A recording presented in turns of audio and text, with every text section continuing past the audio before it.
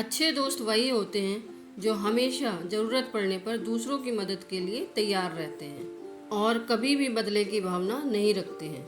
Hello everyone, मैं हूँ श्रद्धा सिंह। एक छोटी सी कहानी जो हमें सिखाती है कि हमें हमेशा दूसरों की मदद करते रहना चाहिए। कभी ये नहीं सोचना चाहिए कि हम मदद क्यों करें, और मदद करने वाले के साथ हमेशा भगवान रहते हैं। तो चलिए जल्दी से शुरू करते हैं एक मज़ेदार कहानी। ट्रिंग ट्रिंग। केशव उठा और उसने अलार्म बंद कर दिया। सुबह की धूप केशव के कमरे की फर्श पर कई आकृतियां बना रही थी। गुड मॉर्निंग माँ, केशव अपनी माँ शालिनी के पास आकर बोला, जो अपने वर्क रूप में थी।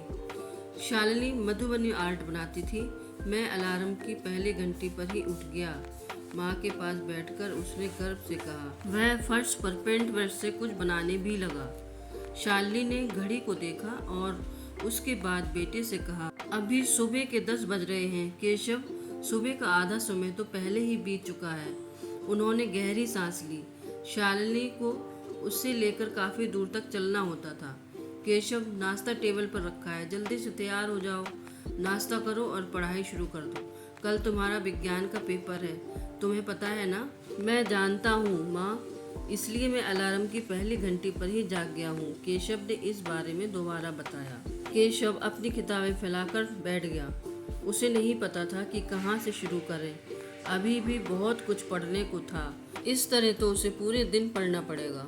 लेकिन वह कुछ समय खेलकर आराम करना चाहता था, इसलिए उसे एक आइडिया सूझा। उसने सोचा कि समीरा, जो क्लास की टॉपर थी और उसके घर की अगली गली में रहती थी, उससे कुछ मदद ले। माँ, मैं एक सवाल पूछने के लिए समीरा के घर जा रहा हूँ। माँ की प्रतिक्रिया का इंतजार किए बिना ही केशव ने साइकिल की चाबी उठाई और दरवाजा बंद कर बाहर चला गया। वह साइकिल से उसके घर पहुंचा और जब समीरा ने दरवाजा खोला तो उसने उससे पूछा, समीरा, कृपया क्या तुम मुझे महत्वपूर्ण प्रश्नों को मार्क करके दे सकती हो? यह कल के पेपर की तैयारी करने में मेरी मदद करेंगे। केशव ने अपनी विज्ञान की पुस्तक समीरा को देते हुए कहा। उसने बड़े ध्यान से प्रश्नों को मार्क किया और बोली, मुझे पूरा विश्वास है कि कल के पेपर में यह प्रश्न आएंगे। मैम जब पढ़ा रही थी तो उन्होंने इन प्रश्नों को महत्वपूर्ण बताया था।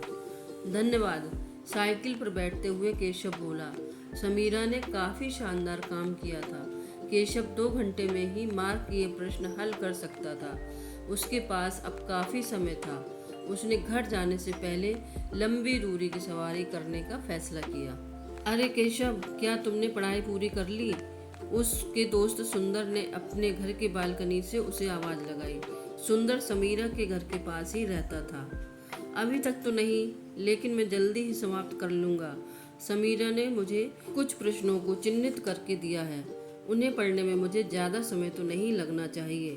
2 मिनट रुको, जरा मुझे तो दिखाओ, मैं नीचे आ रहा हूँ। केशव ने गेट के किनारे पर साइकिल खड़ी कर दी और इंतजार करने लगा। सुंदर ने केशव की किताब ली और मार्क किए प्रश्नों को देखते हुए सिर हिलाया। समीरा कुछ नहीं जानती है। पढ़ाई के लिए छुट्टी के दिन शुरू होने से पहले वह स्कूल के अंतिम दिनों में क्लास में अनुपस्थित थी। विज्ञान पढ़ाने वाली मैम ने तैयारी करने के लिए हमें कुछ सवाल दिए थे। मुझे 100% विश्वास है कि वे सवाल हमारे कल के एग्ज़ाम में ज़रूर आएंगे। ओह, केशव हैरान हो गया। उसे अब क्या करना है? चिंता मत करो, मैं तुम्हारे प्रश्नों को मार्क कर दूंगा, सुंदर ने बताया।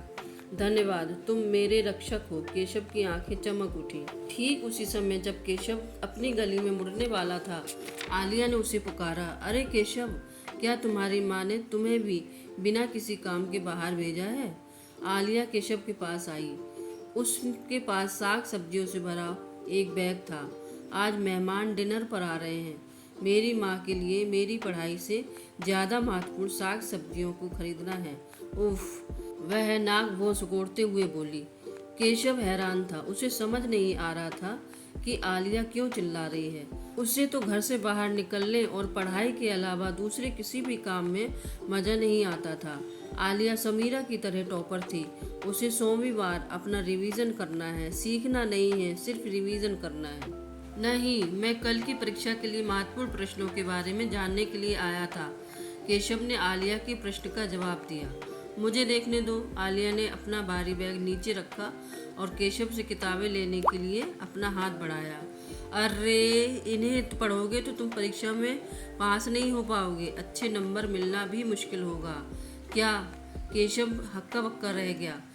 वह इस बात से निश्चिंत था कि अब टॉपरों की लिस्ट में शामिल हो जाएगा यदि समीरा और सुंदर के बताए प्रश्नों को पढ़ लेगा।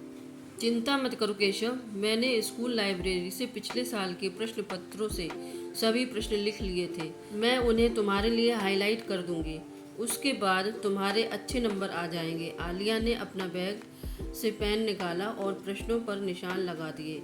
केशव घर लौट आया। वह बैठ पाता कि तब तक लैंडलाइन फोन की घंटी बजने लगी। कॉलर आईडी पर उसके दोस्त नितिन का नाम फ्लैश हो रहा था। अरे नितिन, क्या हाल है? केशव ने पूछा। वह परेशानी में था। समीरा, सुंदर और आलिया ने उसके लिए काफ़ी सारे प्रश्नों को चिन्हित किया था।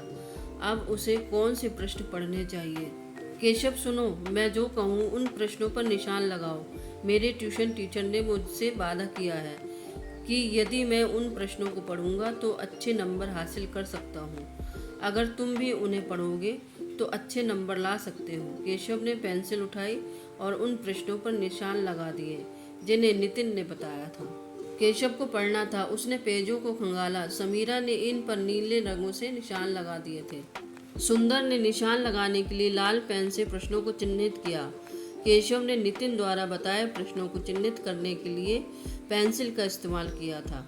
अरे, केशव चिल्लाया तो उसकी माँ अपने कमरे से बाहर आ गई। केशव अपने दोनों हाथों से सिर के बाल नोच रहा था। क्या हुआ केशव? शालिनी उसकी बगल में बैठकर उससे पूछने लगी। मैंने कल के एग्जाम के लिए महत्वपूर्ण प्रश्नों को चिन्हित करने के लिए समीरा से कहा था। सुंदर, आलिया और नितिन ने भी मेरी सहायता की। यह तो बहुत अच्छा हुआ। तुम्हारे पास ऐसे दोस्त हैं जो तुम्हारी मदद करने को तैयार हैं। केशव की बात पूरी होती उससे पहले ही शालिनी ने कहा, उफ माँ, मेरी मदद की कोशिश में उन्होंने सभी संभावित प्रश्नों को चिन्हित कर दिया है। आप खुद ही देख ले।